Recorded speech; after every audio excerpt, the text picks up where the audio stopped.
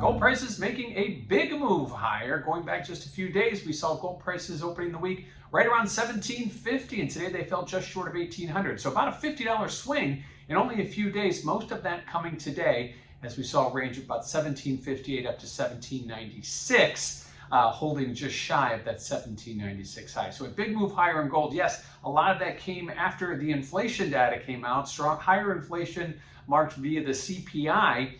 That continues to kind of hang over the Fed's head like a dark cloud. That transitory inflation doesn't seem so transitory when it persists month after month, especially when you're looking at CPI consumer prices holding 5% year over year. So at this point, this is very high. The Fed still expects those numbers to come down once the economy gets back and reopen and we get a lot of the supply chain hiccups back in line. But at this point right now, inflation is higher on the headline.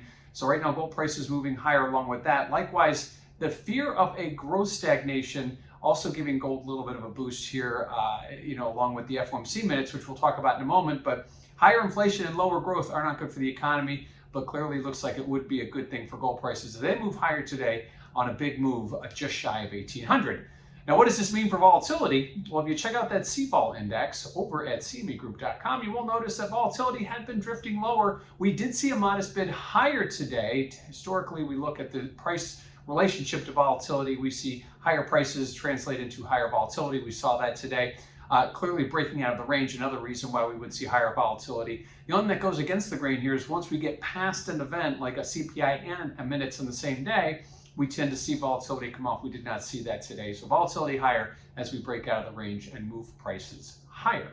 Lastly, what did the Fed say, or what did we see in the FOMC minutes? Well, the Fed's going to expect it to taper by year end. That's no surprise. They likely will be finished with their tapering process sometime in the middle part of 2022. Again, no surprise. The Fed's been talking about doing that for quite some time.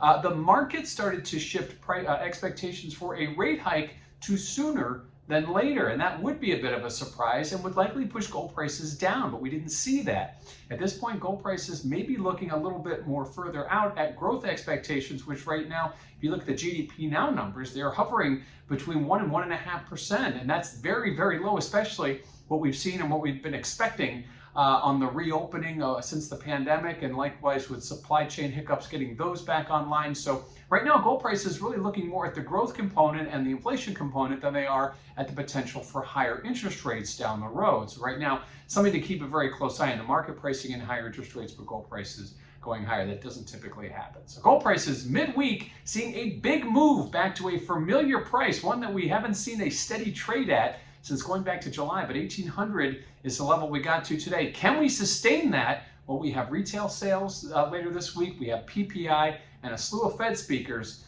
to keep gold prices where they are, or will they go back down to where they were when we started out the week, right around 1,750?